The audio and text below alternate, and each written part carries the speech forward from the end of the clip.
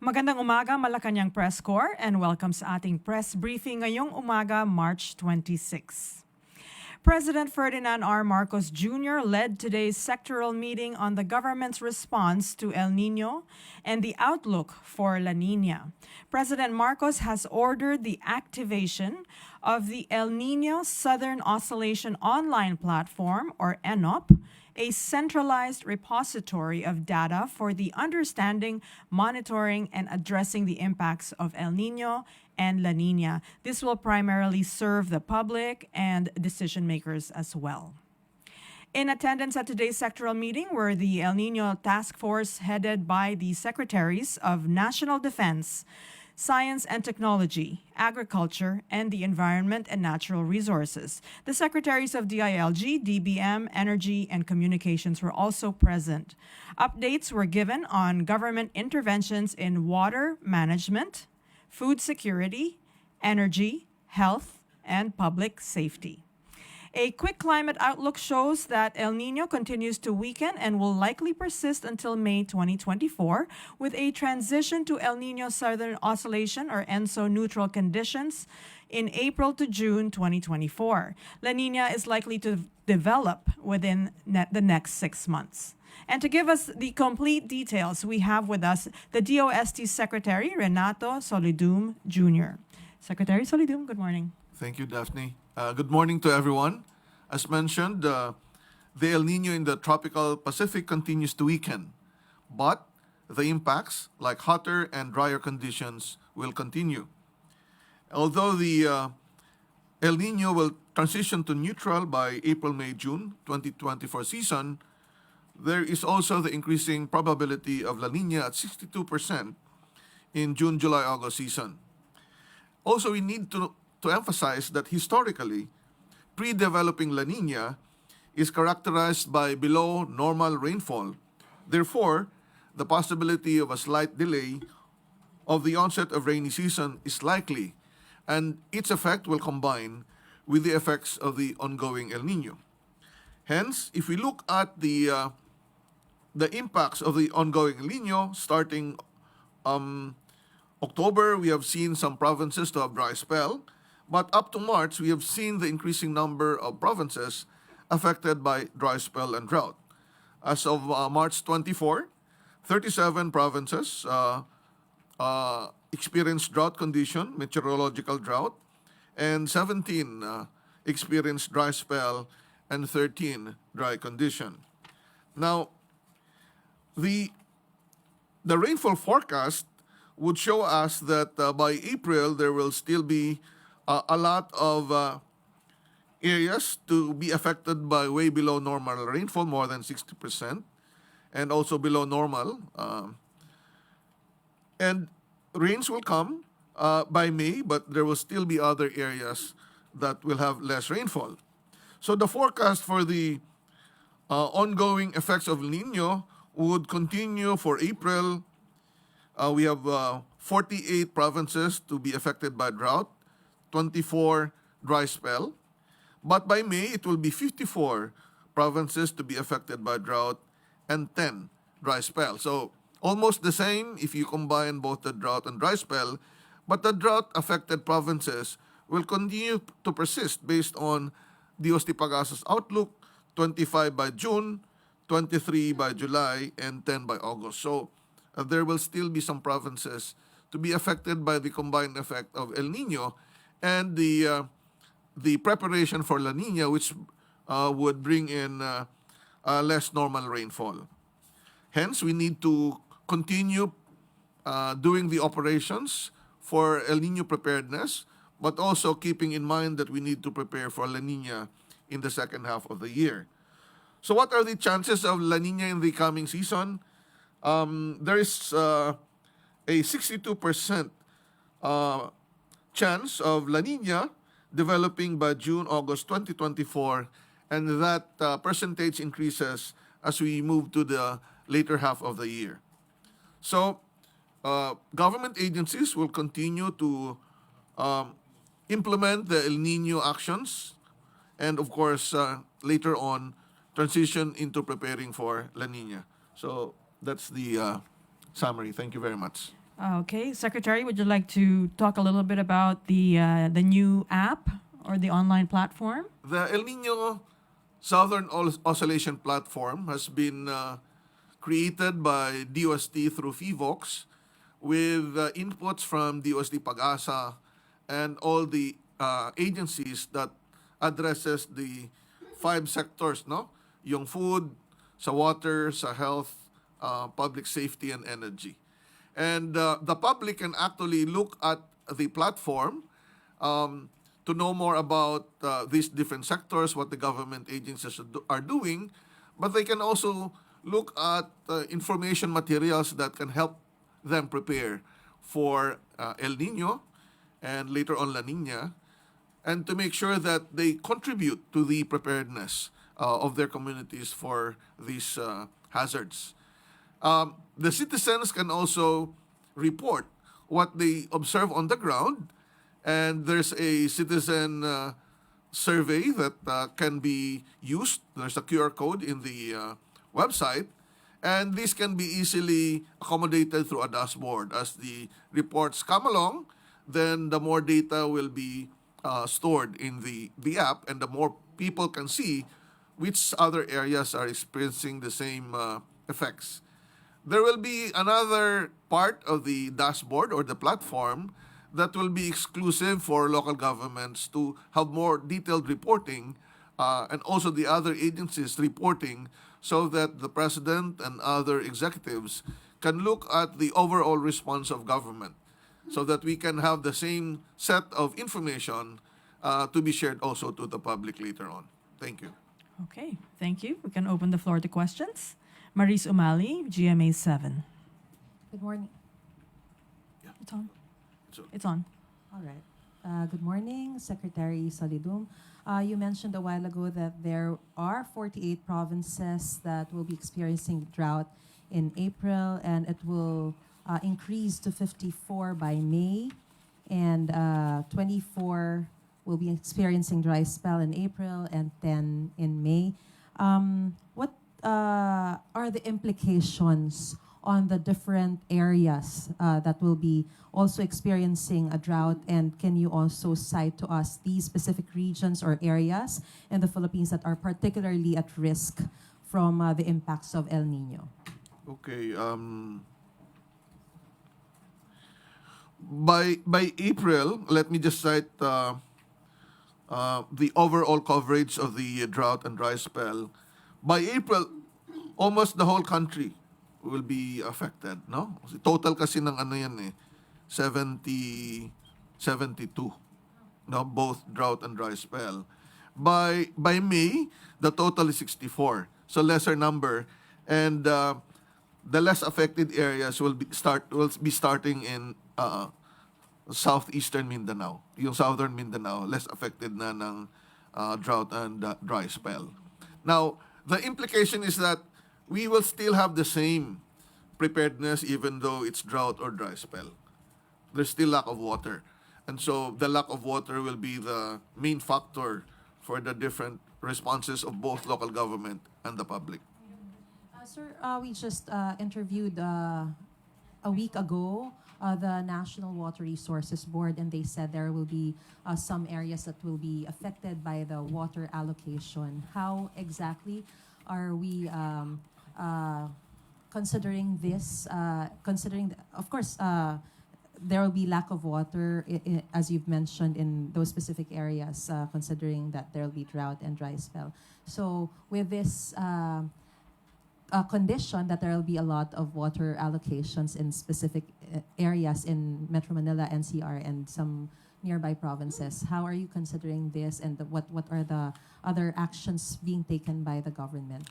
DNR is on top of the situation. Actually, the President has also mentioned that perhaps DNR can look at how to properly allocate the water depending on the time of day, because, for example, hospitals need to have supply of water continuously, and the household would also need water, and the irrigation, the farmers would also need water. So NWRB need to ensure that optimum water allocation is implemented all over the country, and in particular in Metro Manila, in preparation for this prolonged effects of the combined El Nino and pre-preparation states of La Nina, standby deep wells will be reactivated. It's not ordered yet. And this will allow MWSS for the temporary use during El Nino. No? There were also constructions of new deep wells in the East Concession areas, parts of Metro Manila and Rizal. This water allocation is really monitored by NWRB, so this will be covering the whole country. Okay, Jean Mangaluz. Hi, can I have a clarification on the app? Can you explain it a bit more so people are expected to download it? So this is a new app. Oh no, it's a website. Oh, it's a website. Yeah, it's a website, so they don't need to download, but it's very easy to use. You can see interactive maps. You can see the forecast and the actual El Nino events, the affected areas. But also they can actually look at videos and also information materials that they can read on, so that they can actually implement conservation strategies for both water and electricity. So You could have a look at the app now. It's at the It's website now. Yeah, it's right there. https://enop@ndrrmc.gov.ph. so people can also report the Yes. situation. If you scroll the front page, there's a QR code that the citizens can report. And the dashboard can actually accommodate what they report. Okay, Alan Francisco, PTV4. Hi, ma'am. Hi, Sec. Good morning. Sir, what's the effect of this El Nino to our food sector? Well, DA has made a lot of preparation, and this was reported earlier on. The main issue is that we need to make sure that affected farmers are assisted, but to prevent the to mitigate the potential effect of El Nino, cloud seeding operations have been done in southern Cagayan and northern Isabela through the efforts of DA, Bureau of Soil and Water Management, DOST Pagasa, and Philippine Air Force. And based on the experiences that we had, it can still be done and can be continued given the right clouds and advice of Pagasa. And the plan is to make sure that this is in the mountainous areas upstream of dams, so that if ever there will be rain, then we can still store the water in the dams. Now, for the food sector, DA has implemented the alternate wetting and drying, and with the right seeds, because they used for this year 60% are hybrid rice, which would utilize less water. Actually, the yield has increased because you don't need the continuous water anyway for the rice. They also implemented the the quick turnaround, so that people can really plant right away and still use the available water in the soil.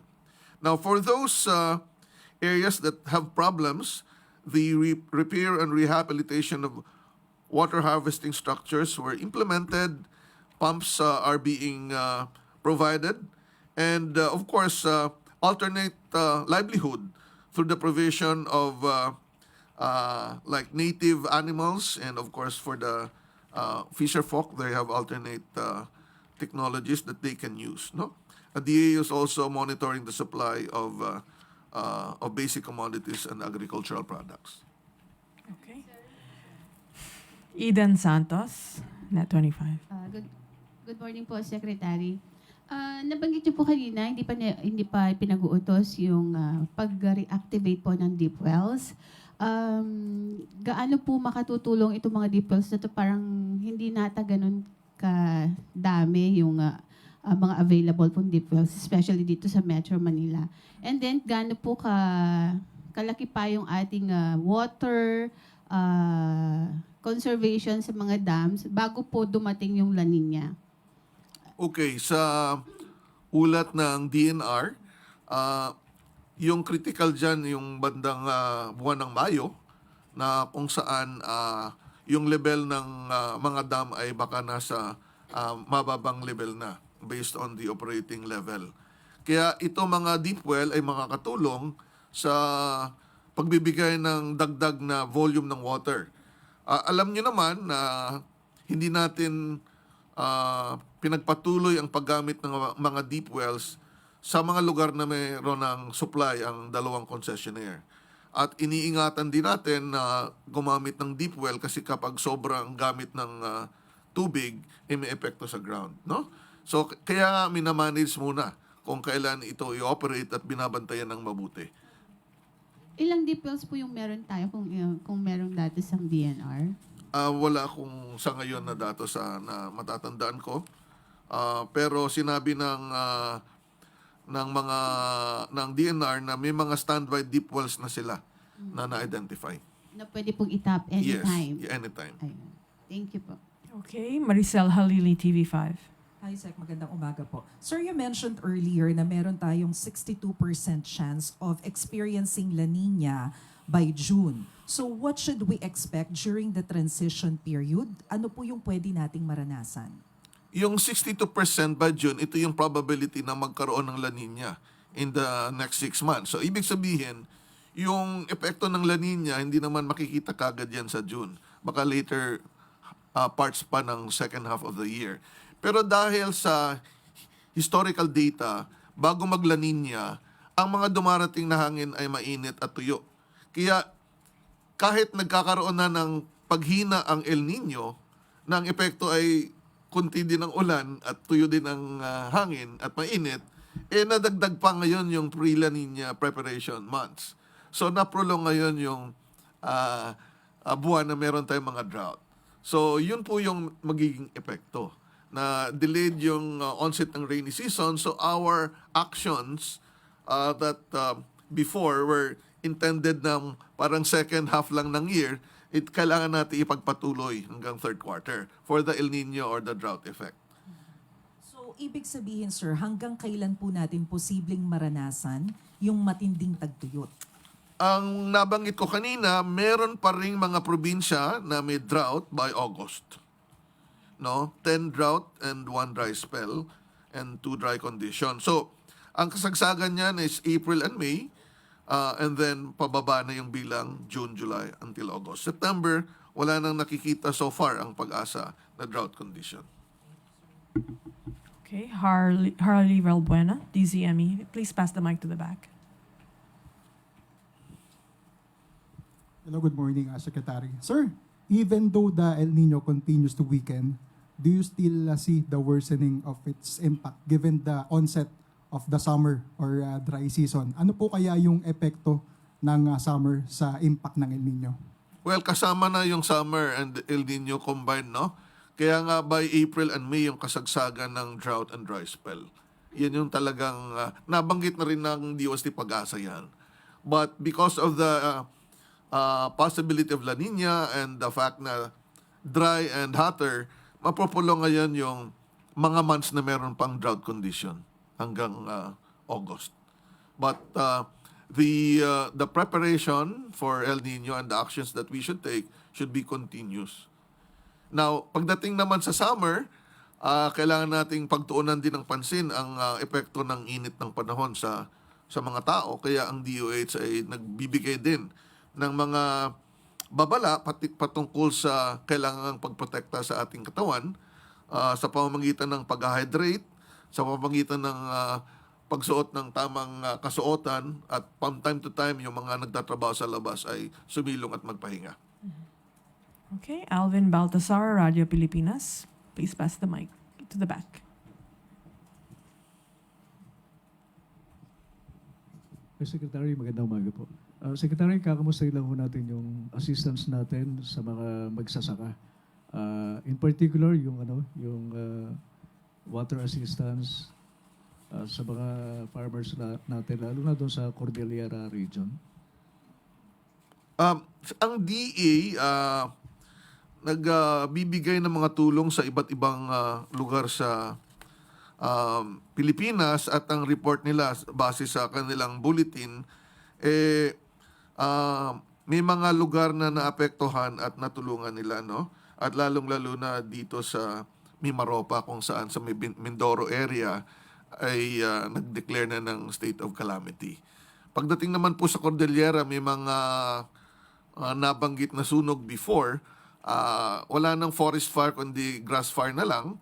At iniisip din na minsan kapag nagka-cloud seed ay makakatulong din sa pag-prevent ng fire sa mga kabundukan. Secretary, follow-up lang. Kasi ang ina-anticipate naman natin yung pagdating ng La Nina. Kamusta naman yung mga water reservoir natin para maiwasan natin yung magtapo ng tubig, maiwasan yung pag-aksaya ng tubig na umaapaw doon sa mga dam? Yung status sa mga water reservoir natin. Actually, yung forecast nga dyan sa ating mga dam ay pababa yung tubig. So kung pagsakaling dumating La Nina, sila ang magpupuno pa doon.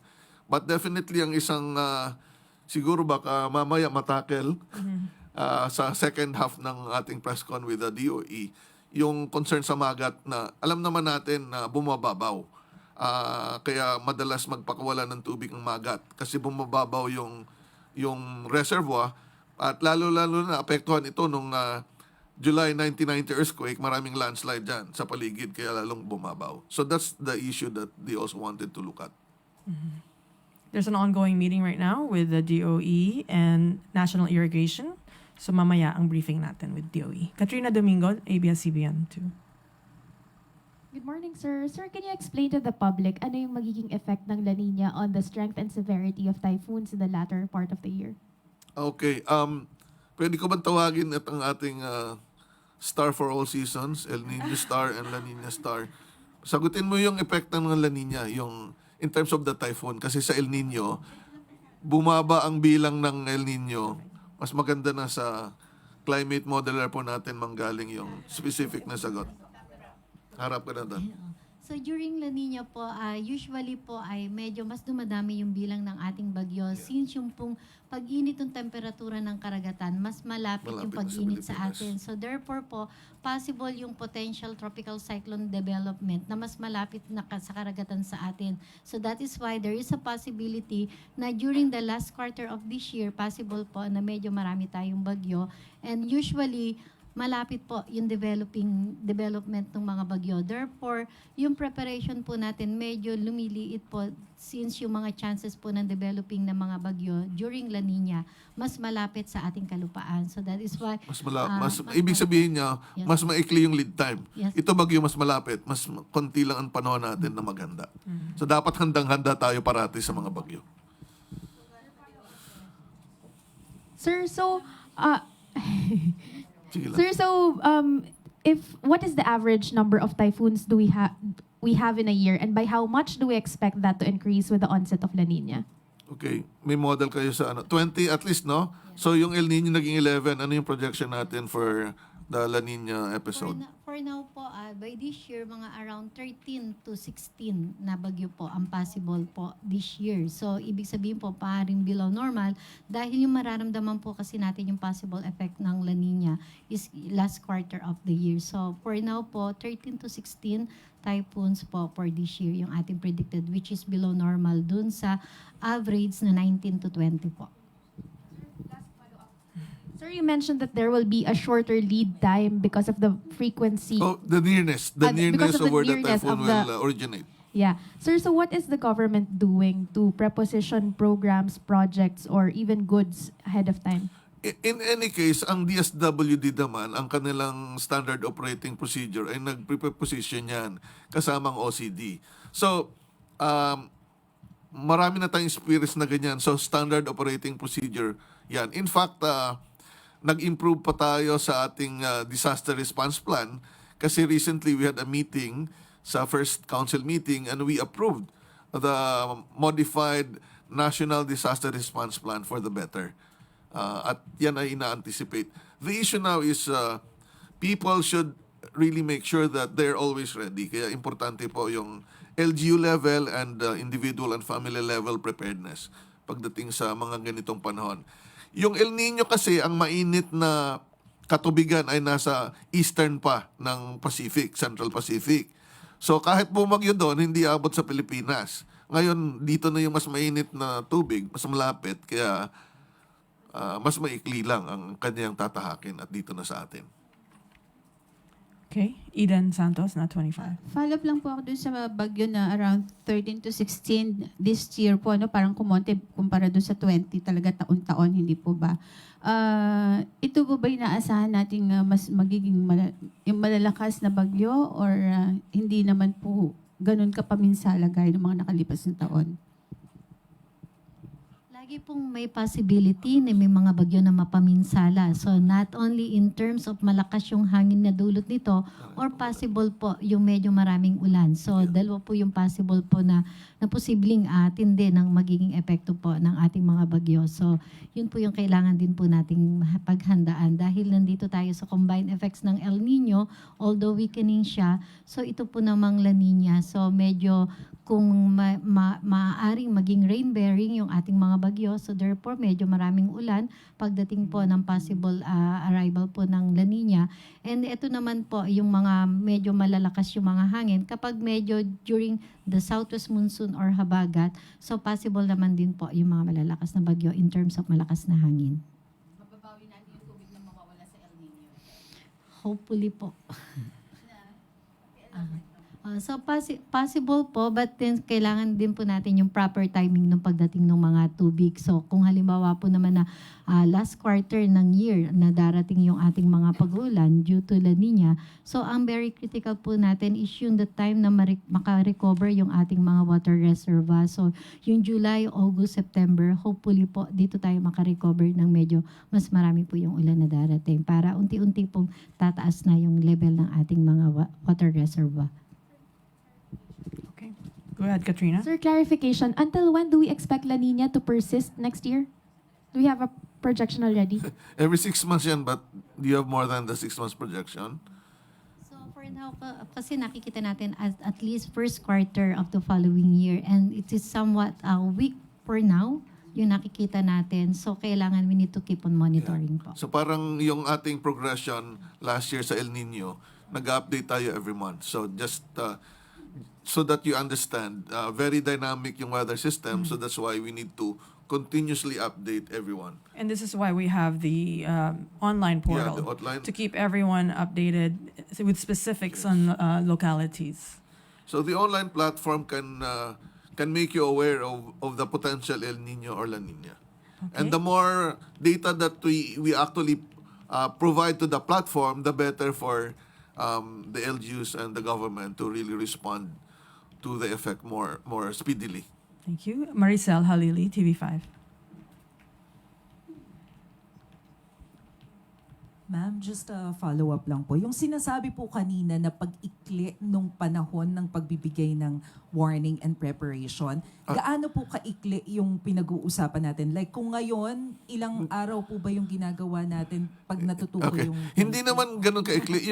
Yung sabing, may bagyo at darating na sa Pilipinas, mas maikli kasi yung distansya malapit. Pero ang pag-asa can have a forecast of 2 weeks in advance. Iba yung time of detection ng posibleng may bagyo. Iba yung travel time. Yung travel time ng bagyo ang ating pinapag-usapan. Travel time. So yung preparedness mas mabilis dapat. Okay. Okay. Few more questions. Jean Mangaluz. May mga anticipated regions na po ba who will experience these faster storms? May mga regions na po ba na anticipated? For La Nina, for now, so we need to keep on monitoring yung ongoing effects po ng El Nino. So for La Nina, hindi pa rin po natin nakikita what are the possible areas. But historically, during La Nina conditions, yung mga nasa eastern section ng ating country, especially Eastern Luzon and Eastern Visayas, as well as northeastern Mindanao. So yan po yung mga highly vulnerable areas po during La Nina conditions in terms of above normal or significant surplus po in rainfall. Okay. Tuesday New, DZBB. Please pass the mic. Thank you. Hi, sir. Good morning, ma'am. Sir, isa sa concern din natin is public safety, nabanggit po ninyo. Ano po? Can you expound, sir, on sa paanong paraan maaapektuhan ng El Nino at La Nina ang public safety, and how should the government intervene or address this? Yung public safety in two perspectives. One is on the height, the hot temperature pagdating sa sunog. Kaya ang DILG through the Bureau of Fire, lalo na nga pagbuwan ng Marso, di ba, fire prevention, talagang kailangan nilang mag-engage sa continuous education and empowerment of communities so that they can actually prepare for the fire. Pagdating din po sa isang effect ay yung kahinaan ng tubig dahil kulang ang ulan. Kapag mahina po ang water pressure sa mga pipes na may leak, doon may chance pumasok yung tubig sa labas na madumi, pumasok sa supply ng tubig. Kaya binabantayan din ng DOH yung mga diseases related to water. No? That is why ginagawan din po ng paraan na yung mga non-revenue water, yung mga leakage water ay ma-prevent at yan ay sa pamamagitan ng pag-ayos ng mga pipe na may sira o luma. Okay. Well, thank you very much. First of all, thank you to Ms. Annalisa Solis, the officer in charge of climatology, agrometeorology of Pag-asa, and of course, Secretary Solidum of DOST. And thank you, Malacañang Press Corps. We'll see you in a little while. Thank you.